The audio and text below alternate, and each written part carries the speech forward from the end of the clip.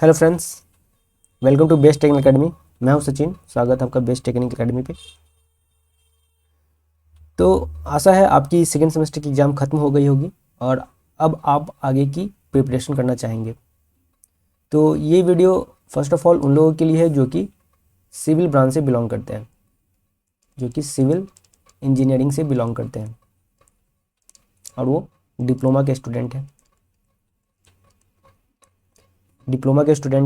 और वो अभी थर्ड सेमेस्टर में आ चुके हैं, सेकेंड सेमेस्टर का एग्ज़ाम देके, और वो करंटली थर्ड सेमेस्टर में है और थर्ड सेमेस्टर का अपना जो पढ़ाई है स्टार्ट कर चुके हैं। ये वीडियो उनके लिए है, ठीक है। तो बाकी जो अदर ब्रांच के हैं वो वीडियो को स्किप कर सकते हैं। ओके, चलिए तो आते हैं टॉपिक पे। तो आज जो हम लोग डिस्कस करने वाले हैं, आपके सिलेबस में आपका जो सिलेबस है उसको हम लोग देखने वाले हैं। तो एक क्लास आपकी यूट्यूब पे होने वाली है जो कि जियोटेक की होगी। आप लोग ध्यान रखिएगा, यूट्यूब पे जो क्लास होगी जियोटेक की होगी। ओके, और बाकी का जो टॉपिक है आपका, जैसे कि ये बिल्डिंग कंस्ट्रक्शन हो गया, ये आपका बिल्डिंग कंस्ट्रक्शन हो गया, और बेसिक सर्वेइंग हो गया, मैकेनिक्स ऑफ मटेरियल्स हो गया, कंक्रीट टेक्नोलॉजी हो गया और जियोटेक इंजीनियरिंग। ये तो आपकी यूट्यूब पे हो जाएगी, इसमें तो कोई प्रॉब्लम नहीं है। बाकी ये जो 4 क्लासेस होंगी, अभी फ़िलहाल का प्लान यही है कि आपका ऐप पे होगा। कौन से ऐप पे होगा? तो ये आपका ऐप है। आपको क्या करना होगा, प्ले स्टोर पे जाके सर्च करना होगा, वहाँ पे बेस्ट टेक्निकल एकेडमी, ठीक है। तो वहाँ पे जब आप सर्च करोगे तो आपको वहाँ पे ये लोगो आपको वहाँ पे देखने को मिलेगा। तो इसको आप जाके वहाँ पे क्या करना, सर्च करना और उसको इंस्टॉल कर लेना, ठीक है। फ़ी के बारे में अगर बात करें तो फ़ी आपके ऐप पे ही दिया रहेगा इस कोर्स का, ठीक है। अगर चलिए, तो फ़ी आप ऐप से देख सकते हो, ठीक है। या फिर हमारे जो डायरेक्टर सर हैं उनसे आप बात कर सकते हो। ये विकास सर हमारे डायरेक्टर सर हैं, तो आप उनसे कांटेक्ट कर सकते हो, ठीक है। किसी भी जो मतलब जो भी ऑफिशियल जो टाइम होता है, जैसे कि सुबह में या फिर शाम में या फिर दोपहर में, जब भी, ऐसा नहीं कि आप 12 बजे रात को कर लो, जो आदमी सोता है उसमें नहीं किया करो, ठीक है। चलिए, तो आप इस पर कॉल कर सकते हो, व्हाट्सएप कर सकते हो, मेरे से भी बात कर सकते हो, ये मेरा नंबर है, इस पर भी कॉन्टैक्ट कर सकते हो, ठीक है। तो करना क्या है आपको, अगर आप थर्ड सेमेस्टर में हो तो फटाफट आपको सबसे पहले बेस्ट टेक्निकल एकेडमी का ऐप इंस्टॉल कर लेना है। आपके 5 यहाँ पे आपके सब्जेक्ट्स हैं थर्ड सेमेस्टर में, ठीक है। 5 सब्जेक्ट्स हैं, तो पाँचों सब्जेक्ट का यहाँ पे आपका क्लास होगा। 4 आपके ऐप पे होंगे और 1 आपके यूट्यूब पे होंगे। डेली होंगे यूट्यूब पे क्लासेस, ठीक है। आज फिलहाल हम लोग जो आपका जियोटेक है उसका सिलेबस हम लोग डिस्कस करेंगे, ठीक है। चलिए, तो बातें समझ में आ गई सारे लोग को। ऐप को इंस्टॉल करना है फर्दर क्लासेस के लिए। हाँ, एक और बात कि आप टेलीग्राम चैनल को भी ज्वाइन कर सकते हैं मेरे साथ जुड़ने के लिए। वहाँ पे आपको जो भी लेटेस्ट नोटिफिकेशन होगा वहाँ पे आपको अवेलेबल हो जाएगा, तो आप इसको ज्वाइन कर लीजिएगा, सिविलियन सचिन सर करके, ठीक है। चलिए, सिलेबस की बात कर ले एक बार फटाफट। तो अभी फ़िलहाल सिलेबस जो डिस्कस करने वाले हैं जियोटेक का करने वाले हैं। बाकी का जो सिलेबस होगा आपका, जो रिस्पेक्टिव जो आपका ये ऐप पे जो फोल्डर होगा, ये जियोटेक की क्लास आपको ऐप पे भी मिल जाएगी, ठीक है। तो ये दोनों जगह क्लास होगी, यूट्यूब पे भी होगी और ऐप पे भी होगी। तो फिलहाल हम लोग जियोटेक का जो सब्जेक्ट है उसका हम लोग सिलेबस डिस्कस कर रहे हैं यहाँ पे, ठीक है। बाकी का जो सिलेबस है आपका, जैसे कि आपका ये हो गया बिल्डिंग कंस्ट्रक्शन हो गया, और बेसिक सर्वेइंग हो गया, और मैकेनिक्स ऑफ मटेरियल्स हो गया, और कंक्रीट टेक्नोलॉजी हो गया, तो ये जो आपका रिस्पेक्टिव जो ऐप पे जो फोल्डर होगा उस पर सिलेबस को डिस्कस किया जाएगा। ठीक है, तो ये जो वीडियो बनेगा इसका पार्टिकुलर एक फ़ोल्डर होगा जियोटेक के नाम से, तो उसमें ये वीडियो जाएगा, इसलिए उस फोल्डर में बस जियोटेक की हम लोग बात करेंगे। आशा है बात समझ में आ गई होगी। चलिए, तो पार्टिकुलर जियोटेक का जो आपका सिलेबस है उसको हम लोग यहाँ डिस्कस करने वाले हैं। आते हैं टॉपिक पे, आते हैं जियोटेक की सिलेबस हम लोग डिस्कस कर लेते हैं। तो ये स्लाइड आपके लिए इंपॉर्टेंट नहीं है, कुछ खास ज़्यादा इंपॉर्टेंट नहीं है, बस इसमें ये बस बताया गया है, ये आपके कोड है, और ये थ्योरी में कितने नंबर्स के आते हैं, प्रैक्टिकल कितने नंबर के होते हैं, क्रेडिट इसके कितने हैं, फुल मार्क्स हैं, उसका डिस्ट्रीब्यूशन दिया हुआ है। ये आपके इंटरनल्स के मार्क्स हो गए, 70 नंबर्स के जो एग्ज़ाम होते हैं आपके एक्सटर्नल्स एग्ज़ाम होते हैं, और 30 नंबर्स का जो एग्ज़ाम होता है आपका इंटरनल्स होते हैं जो कि कॉलेज में ही होते हैं। ये कोर्स ऑब्जेक्टिव है, ये कोर्स आउटकम्स है, तो फिलहाल इसका कोई मतलब नहीं है। चलिए आते हैं टॉपिक पे, सिलेबस को देखते हैं। जियोटेक का सिलेबस आपका क्या है, तो कुल मिला के बात करें कि कितने आवर्स सिलेबस में आपका लिखता है, जैसे कि यहाँ पे 4 घंटा लिखता है आपका, 4 आवर्स लिखता है। किसके लिए? यूनिट 1 के लिए। यूनिट 2 के लिए लिखता है 10 आवर्स, यानी कि कितने हो गए? 14 आवर्स। आगे बढ़िए, 14 आवर्स के बाद हो गए यूनिट 3 के लिए। यूनिट 3 के लिए हो गए 10 आवर्स, यानी कि 24 आवर्स हो गए टोटल। फिर ये 34 आवर्स हो गए, और आगे बढ़ते हैं।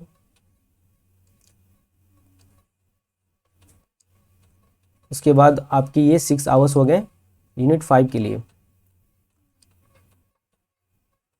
कितने हो गए? 34 और 6 40, 40 प्लस 8 48 हो गए। ठीक है, 48 हो गए। ये यहाँ पे आपका टोटल आवर्स दिया हुआ है, यानी कि 48 आवर्स में ये कंप्लीट हो जाने चाहिए, कोशिश सारे। चलिए फिर से ऊपर से देख लेते हैं क्या क्या आपको यूनिट 1, यूनिट 2, यूनिट 3 में क्या क्या पढ़ना है, तो सारे को एक बार हम लोग देख लेते हैं। और ये प्रॉपर क्लासेस जो होगी अगली वीडियो से आपकी क्लासेस होंगी। ओके, चलिए तो बात करते हैं। सबसे पहले यूनिट 1 में आपका जो सिलेबस दे रखा है, overview of Jio technical engineering, इसका क्या मतलब है?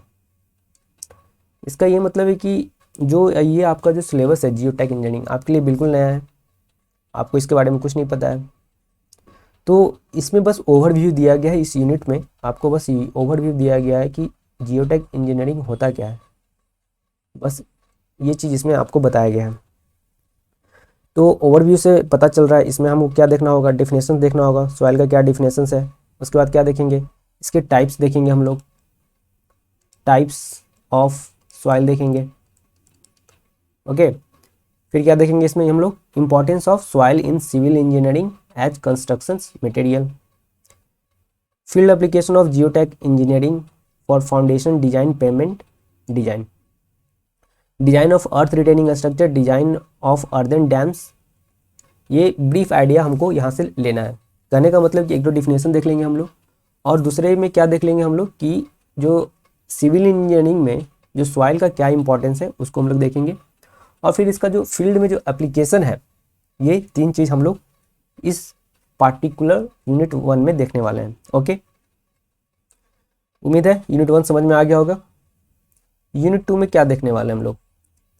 यूनिट 2 में हम लोग देखेंगे physical and index property of soil, यानी कि जो सॉइल का जो फिजिकल एंड इंडेक्स प्रॉपर्टी क्या होता है, उसका डिफिनेशन क्या है, क्या होता है, कैसे उसको समझा जाता है, ये सारा कुछ हम लोग इसमें देखने वाले हैं। इसमें हम लोग पढ़ेंगे 3 फेज सिस्टम क्या होता है, ये चीज़ देखेंगे हम लोग। वाटर कंटेंट क्या होता है, ये आप लोग के लिए बिल्कुल नया होगा, तो हड़बड़ाना नहीं है, जैसे जैसे टॉपिक आएगा आपको क्लियर कट समझ में आता जाएगा। वाटर कंटेंट क्या होता है? Determination of water content bye oven drawing method, यानी कि ओवन ड्राइंग मेथड से आप वाटर कंटेंट को कैसे निकाल सकते हो, वो सारी कुछ हम लोग देखेंगे। इसमें वाटर कंटेंट निकालने का बहुत सा मेथड होता है, जैसे कि यहाँ पे आपको बस एक ही दिया हुआ है, होने को 6-7 होते हैं। ठीक है, होने को 6-7 होते हैं, जैसे कि आपका कौन कौन सा हो जाएगा? यहाँ पे बस ओवन ड्राइंग दिया हुआ है, जैसे कि आपका एक पिक्नोमीटर मेथड से भी निकाल सकते हैं, ओवन ड्राइंग मेथड से लिखा हुआ है कि नहीं। और इसमें कैल्शियम कार्बाइड मेथड करके होता है, उससे भी निकाल सकते हैं। और भी है, और भी है, और सैंड बाथ मेथड भी शायद है। ठीक है, तो वो हम लोग जो क्लासेस आएंगे उसमें हम लोग उसको देख लेंगे। चलिए आगे बात करते हैं। वाइड रेशियो क्या होता है उसको हम लोग समझेंगे। पोरोसिटी क्या होता है उसको समझेंगे। Degree of saturation and density index क्या होता है वो हम उसको समझेंगे। यूनिट वेट ऑफ सॉइल मास क्या होता है उसको समझेंगे। बल्क यूनिट वेट क्या होता है उसको समझेंगे। ड्राई यूनिट वेट क्या होता है उसको समझेंगे। यूनिट वेट ऑफ सॉइल क्या होता है उसको समझेंगे। Solid saturated unit weight, submerged unit weight क्या होता है इसको हम लोग समझेंगे। यानी कि सैचुरेटेड यूनिट वेट क्या है, समर्ज यूनिट वेट क्या है, unit weight of soil solid क्या होता है, ये सारा कुछ हम लोग देखने वाले हैं। 2.5 में बात करें क्या देखने को मिलेगा। Determination of bulk unit weight and dry unit weight by core cutter method and sand replacement method as per IS code. 2.6 में क्या देखने को मिलेगा। Specific gravity, determination of specific gravity by pycnometer method. तो ये पिक्नोमीटर बहुत important है। Specific gravity का पिक्नोमीटर मेथड से एक चीज़, इससे एक ऑब्जेक्टिव भी बनता है आपका, क्योंकि पिक्नोमीटर का इस्तेमाल हम लोग किस लिए करते हैं। तो यहाँ तो साफ साफ लिखा हुआ है determination of specific gravity by pycnometer method, ध्यान दीजिएगा। यानी कि स्पेसिफिक ग्रेविटी को निकालने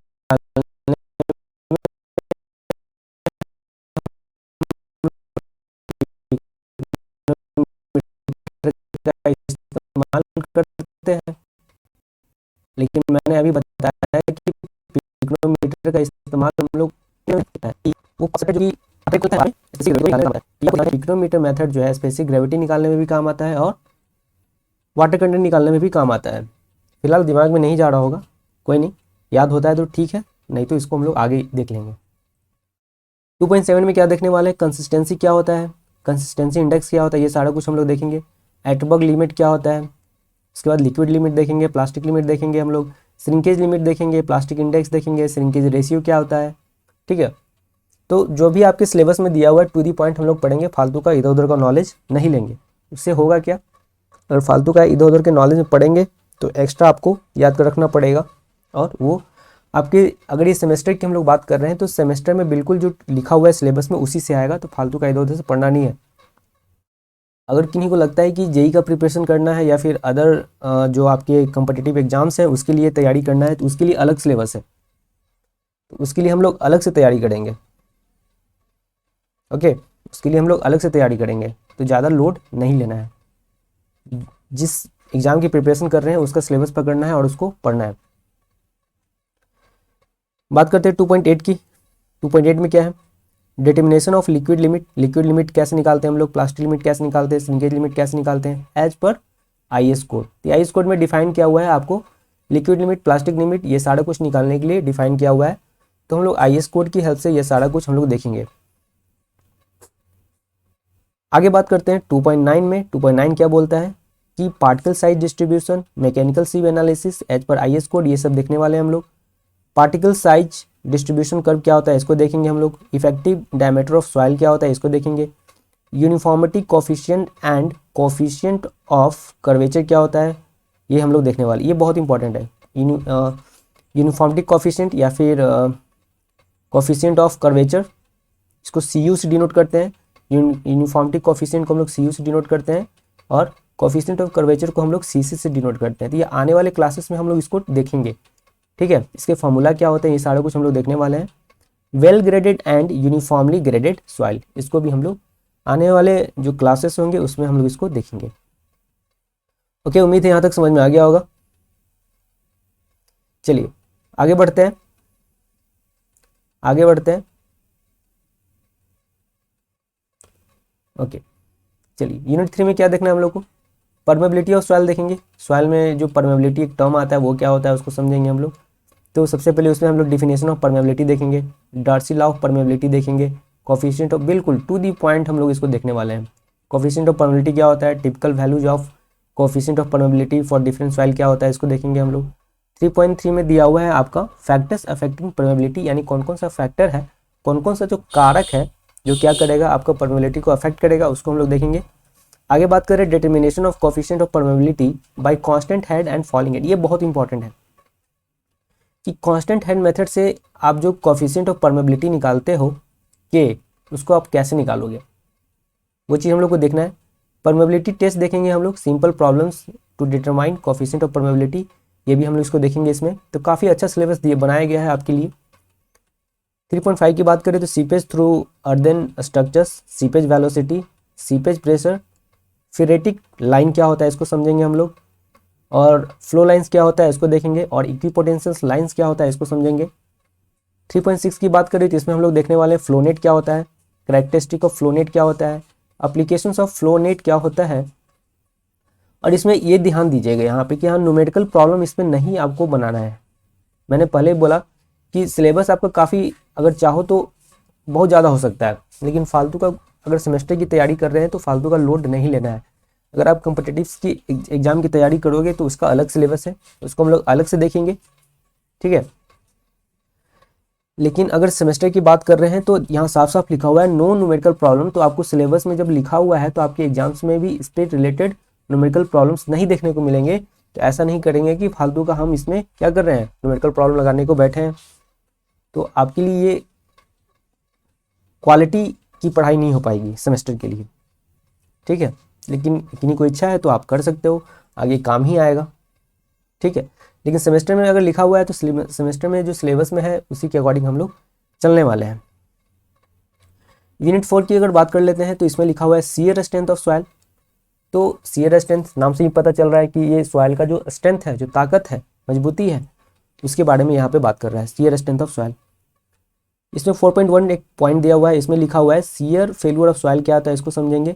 field situations of shear failure क्या है उसको समझेंगे हम लोग। 4.2 में लिखा हुआ है concept of shear strength of soil क्या होता है इसको देखेंगे। Components of shearing resistance of soil, cohesion, internal friction को समझेंगे। मोर कुलॉम फेल्यूर थ्योरी क्या होता है इसको हम लोग देखेंगे। स्ट्रेंथ इन्वेलप क्या होता है उसको समझेंगे, और strength equations for purely cohesive and cohesion less soil हम लोग इसको देखेंगे। 4.5 के बारे में बात करें तो यहाँ पे हम लोग देखने वाले हैं laboratory determination of shear strength of soil, direct shear strength, unconfined compression test and vane shear test, plotting strength envelope, determining shear strength parameter of soil हम लोग देखने वाले हैं। आई होप यहाँ तक आपको क्लियर हो गया। चलिए आगे बढ़ते हैं। यूनिट 5 में क्या देखना है हम लोग को, तो यूनिट 5 में हम लोग को देखना है बियरिंग कैपेसिटी ऑफ सॉइल। एक तो आपको शियर स्ट्रेंथ ऑफ सॉइल देखना था, अभी हम लोग देखें उसको, उसका सिलेबस को देखें। एक है आपके पास बियरिंग कैपेसिटी ऑफ सॉइल, जो सॉइल है उसका क्या बियरिंग कैपेसिटी है उसको हम लोग देखने वाले हैं। Concept of bearing capacity, ultimate bearing capacity, safe bearing capacity and allowable bearing pressure क्या होता है इसको हम लोग देखेंगे। यहाँ पे तिरजागी एनालिसिस एंड अजप्शंस देखेंगे। तिरजागी जो भाई साहब हैं उनका क्या एनालिसिस है, क्या अजप्शन है, उसको हम लोग यहाँ पे देखने वाले हैं। Effect of water table on bearing capacity, तो यहाँ पे एक टॉपिक दिया हुआ है आपके पास कि अगर ग्राउंड में वाटर टेबल है, मतलब ग्राउंड में आप क्या करते हो, पानी खींचते हो नल के माध्यम से या फिर कुएं के माध्यम से, तो अगर लेवल बढ़ेगा पानी का तो आपका जो सॉइल का स्ट्रेंथ है उस पर क्या इफेक्ट आएगा, वो यहाँ पे आपको पढ़ना है। 5.4 की बात करें तो field method for determining of bearing capacity, plate load test and standard penetration test, test procedure as per IS 1888 and IS 2131 के अकॉर्डिंग हमको देखना है। Definitions of active earth pressure क्या होता है, पैसिव अर्थ प्रेशर क्या होता है, इसका फॉर्मूलाज क्या होता है, ये सारा कुछ हम लोग देखने वाले हैं। Structures subjected to earth pressure in the field, यानी कोई भी स्ट्रक्चर है फील्ड में तो उस पर कितना एक्टिव प्रेशर लग रहा है, कितना पैसिव प्रेशर लग रहा है, ये सारा इसका फॉर्मूला क्या होता है, ये सब हम लोग देखने वाले हैं यूनिट 5 में। बात कर लेते हैं यूनिट 6 की। तो यूनिट 6 में हम लोग क्या करने वाले हैं, कंपैक्शन देखना है, compaction and stabilization of soil, यानी कि सॉइल में अगर बात करें तो किसको कंपैक्शन कहते हैं, किसे स्टेबलाइजेशन कहते हैं, ये हम लोग देखने वाले हैं। कैसे करते हैं सॉइल का कंपैक्शन एंड स्टेबलाइजेशन, इसको हम लोग देखने वाले हैं। तो 6.1 में आपका लिखा हुआ है कंसेप्ट ऑफ कंपैक्शन, यानी कि कंपैक्शन क्या है, उसका डिफिनेशन क्या होता है। तो ये आपको डिफिनेशन से रिलेटेड पॉइंट है। पर्पस ऑफ कंपैक्शन, कंपैक्शन करना जरूरी क्यों है, अगर कंपैक्शन नहीं करते हैं तो क्या आपके जो मिट्टी है, सॉइल है, उस पर क्या इफेक्ट देखने को मिलेगा। Field situations where compaction is required, कौन सा ऐसा सिचुएशन है जहाँ पे फील्ड का कौन सा ऐसा सिचुएशन है जहाँ पे आपको क्या करना पड़ेगा, आपको कंपैक्शन करना पड़ेगा। समझ में आ गया। तो ये सारी चीज़ हम लोग देखने वाले हैं। 6.2 में अगर बात करें तो स्टैंडर्ड प्रॉक्टेड टेस्ट क्या होता है, इसको हम लोग देखेंगे। Test procedure as per IS code, compaction curve क्या होता है, ऑप्टिमम मॉइस्चर कंटेंट क्या होता है, मैक्सिमम डाई डेंसिटी क्या होता है और जीरो एयर वाइड लाइन क्या होता है, इसको हम लोग देखने वाले हैं। आई होप यहाँ तक समझ में आ गया होगा। बस आप टॉपिक का नाम देखते चलो, ज़्यादा लोड नहीं लेना, आपके लिए सारा टर्म नया है तो ज़्यादा दिमाग लगाना नहीं है, बस एक बार देख लीजिए ताकि आगे आपको अगर ये नाम देखने को मिले तो ऐसा नहीं लगे कि आपके लिए बिल्कुल नया है, ऐसा लगे कि पहले कभी सुना हुआ इस तरह से। आगे बात करते हैं मॉडिफाइड प्रॉपर्टी टेस्ट क्या होता है उसको समझेंगे, फैक्टर्स अफेक्टिंग कंपैक्शन क्या होता है उसको समझेंगे, और 6.5 में बात कर लें तो फील्ड मेथड्स ऑफ कंपैक्शन क्या होता है उसको हम लोग समझेंगे। रोलिंग, रैमिंग एंड वाइब्रेशन क्या होता है, यानी कि फील्ड मेथड में आपको जो रोलिंग देखने को मिलता है, रैमिंग देखने को मिलता है, वाइब्रेशन देखने को मिलता है। मान के चलिए कहीं पे सैंडी टाइप का सॉइल है, बालू तरह का सॉइल है, तो उसमें आप उसको कंपैक्शन करना चाहें तो कैसे करेंगे। कहीं पे आपको क्ले टाइप का सॉइल है, कहीं पे सिल टाइप का सॉइल है, ठीक है, कहीं पे पथरीला है तो वहाँ पे उसको कंपैक्शन करना है, तो किस तरह से कौन सा मेथड इस्तेमाल करोगे फील्ड पे उसको कंपैक्शन करने के लिए, ये यहाँ पे हम लोग देखने वाले हैं। कैलिफोर्निया बियरिंग रेशियो क्या होता है, कैलिफोर्निया बियरिंग टेस्ट हम लोग देखने वाले हैं। सिग्निफिकेंस ऑफ CBR वैल्यू, यानी कि जो CBR वैल्यू है, यानी आप टेस्ट कर रहे हो, कैलिफोर्निया बियरिंग रेशियो CBR का ही फुल फॉर्म है, तो ये जो आप टेस्ट कर रहे हो कैलिफोर्निया बियरिंग रेशियो का जो आप टेस्ट कर रहे हो, तो उससे जो डेटा आया उसी के बारे में बोल रहा है कि क्या है CBR का जो वैल्यू आया उसका क्या मतलब बनता है, सिग्निफिकेंस क्या है, जो CBR टेस्ट से आप जो CBR वैल्यू निकाल रहे हो उसका सिग्निफिकेंस क्या है, क्या मतलब बनता है, तो वो चीज़ हम देखने वाले हैं। कंसेप्ट ऑफ सॉइल स्टेबलाइजेशन हम लोग देखेंगे, नेसेसिटी ऑफ सॉइल स्टेबलाइजेशन क्या होता है उसको हम लोग देखने वाले हैं। ओके, चलिए यूनिट 6 तक तो आ गया, एक और इसमें बचा हुआ है छोटा सा टॉपिक 6.8। 6.8 क्या कहते हैं, देखिए इसमें बोला जा रहा है आपको कि इसमें आपको देखना है different methods of soil stabilization, यानी कि सॉइल स्टेबलाइजेशन से क्या समझ में आता है कि स्टेबल करना। स्टेबल करने का मतलब कि मतलब उसको स्थिर कर देना, ठीक है, उसमें, या फिर दूसरे शब्दों में कह सकते हैं कि उसमें इतना एनर्जी ना हो। जैसे कोई आदमी भागे जा रहा है तो उसको क्या कहेंगे, वो स्टेबल नहीं है, वो बैठा हुआ है, सिर्फ सुस्त पड़ा हुआ है, सोया हुआ है, तो फिर क्या बोलेंगे, वो स्टेबल है। तो उस तरह से क्या है कि सॉइल को स्टेबलाइज करते हैं कि ताकि उसमें क्या हो कि नमी हो, बारिश हो, तो उसमें ज़्यादा फर्क ना पड़े इस तरह से। ऐसा है कि कोई कोई ब्लैक कॉटन सॉइल का नाम सुने होंगे, तो ब्लैक कॉटन सॉइल में क्या होता है, इसमें थोड़ा सा भी बारिश होगा, थोड़ा सा भी नमी मिलेगा तो क्या होता है, ये फूल जाता है, फूल जाता है। इस पर अगर कोई स्ट्रक्चर बनाया गया है, कोई इस पर स्ट्रक्चर बनाया गया तो क्या होगा, डैमेज हो जाएगा। अगर ये ज़्यादा अपना इन्हांस कर लेगा, ये ज़्यादा अगर फूल जाता है, इसका वॉल्यूम अगर ज़्यादा चेंज हो जाता है सॉइल का, और उस पर कोई स्ट्रक्चर बनाया गया तो डेफिनेटली क्या करेगा, अपने स्ट्रक्चर को भी डैमेज कर देगा। तो हम कुछ ऐसा जुगाड़ लगाएंगे, कुछ ऐसा प्रोसेस करेंगे ताकि क्या कर दे कि अगर इस तरह का कहीं सॉइल है, ब्लैक कॉटन सॉइल है, तो उसको क्या कर दे, स्टेबल कर दे, उसमें ज़्यादा चेंज नहीं हो। तो यही हम लोग इसमें देखने वाले हैं। मैकेनिकल सॉइल स्टेबलाइजेशन देखेंगे, लाइम स्टेबलाइजेशन देखेंगे, सीमेंट स्टेबलाइजेशन देखेंगे, बिटुमिन स्टेबलाइजेशन देखेंगे, फ्लाई एश स्टेबलाइजेशन देखेंगे। यानी ये सारे मेथड्स हैं। मैकेनिकल सॉइल स्टेबलाइजेशन भी एक मेथड है, लाइम स्टेबलाइजेशन भी एक मेथड है, सीमेंट स्टेबलाइजेशन भी एक मेथड है, बिटुमिन स्टेबलाइजेशन भी एक मेथड है, फ्लाई एश भी क्या है, एक स्टेबलाइजेशन है। मतलब फ्लाई एश स्टेबलाइजेशन भी क्या है, एक प्रोसेस है स्टेबलाइज करने का सॉइल को। अगर बुक्स की बात करें आपको कौन सी बुक्स लेनी चाहिए, तो इसमें तो बहुत सारे बुक्स दिए हुए हैं। जैसे कि आपके पास एक BC पूनमिया का दिया हुआ है, मूर्ति दिया हुआ है, और रामामूर्ति दिया हुआ है, राज पी पुरुषोत्तम दिया हुआ है। ये सारे बुक्स इंपॉर्टेंट नहीं है, ठीक है, ये सारे बुक्स इंपॉर्टेंट नहीं है। अरोड़ा का है, ये सारे बुक्स इंपॉर्टेंट नहीं है। आपको जो बुक्स लेने हैं वो BC पूनमिया आप लोग, ये बिल्कुल जो भी नए स्टूडेंट हैं इस वीक है उनके लिए ये परफेक्ट है, बिल्कुल आसान भाषा में समझाया गया है, आपको आसानी से समझ में आ जाएगा, ठीक है। तो मैं यही बुक को बस रिकमेंड करूँगा आपके लिए। आप BC पूनमिया का बुक अगर आप बुक लेना चाहते हो तो ठीक है, वैसे मैं सारा सिलेबस आपका कराने वाला हूँ, तो आपको टेंशन लेने की ज़रूरत नहीं है, ठीक है, आपको टेंशन लेने की बिल्कुल भी ज़रूरत नहीं है। आप सारा कुछ मुझ पर छोड़ दीजिए। अगर सेमेस्टर के लिए आप सिर्फ पढ़ना चाहते हो, लेकिन आप आगे कुछ पढ़ना चाहते हो, एक्स्ट्रा नॉलेज गेन करना चाहते हो, तो आप बिल्कुल बुक रखिए रेफरेंस के लिए, ठीक है। कहीं भी आप फंसो तो बुक की हेल्प से आप उसको पार पा लो, ठीक है। तो आपके पास एक बुक हो तो अच्छा है, नहीं तो मैं तो यहाँ तो सारा कुछ कराने ही वाला हूँ।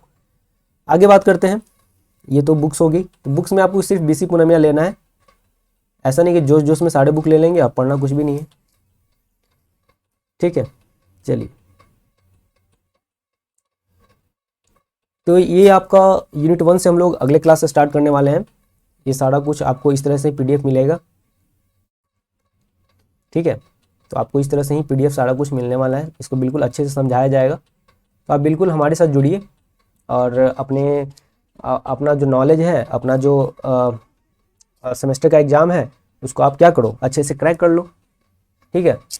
तो ऐसा नहीं है कि बस सेमेस्टर का ही एग्ज़ाम इससे होगा, जो भी सिलेबस बनाया गया आपका कॉम्पिटिटिव एग्जाम्स को भी देखते हुए बनाया गया है, ठीक है। कुछ टॉपिक्स हैं जो आपके जो इतने अपने इंडिया में या फिर अपने स्टेट में इतने एग्जाम्स होते हैं अलग अलग टाइप के, तो कुछ सिलेबस तो डिफ़र करेंगे ही। आप अदर स्टेट का एग्ज़ाम ले लो तो कुछ तो सिलेबस डिफ़र करेंगे ही। तो आप यहाँ पे बस जो आपका सिलेबस दिया उसके अकॉर्डिंग यहाँ पे आप पढ़ने वाले हो, ठीक है।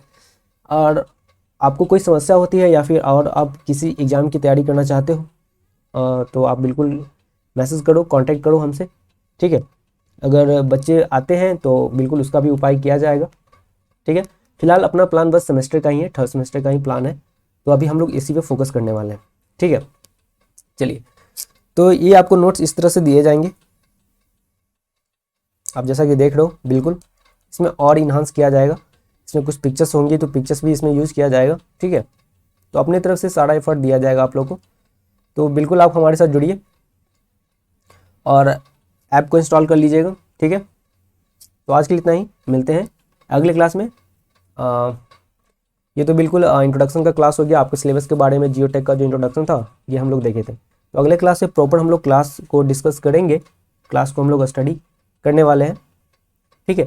तो अगले क्लास में हम लोग आप बुक ले लेना और हम लोग यहाँ से स्टार्ट करने वाले हैं, यूनिट 1 से स्टार्ट करने वाले हैं अगले क्लास में। अगले क्लास में हम लोग डिफिनेशन ऑफ सॉइल देखेंगे, इसके टाइप्स जो होते हैं वो हम लोग देखने वाले हैं, ठीक है। चलिए, थैंक यू।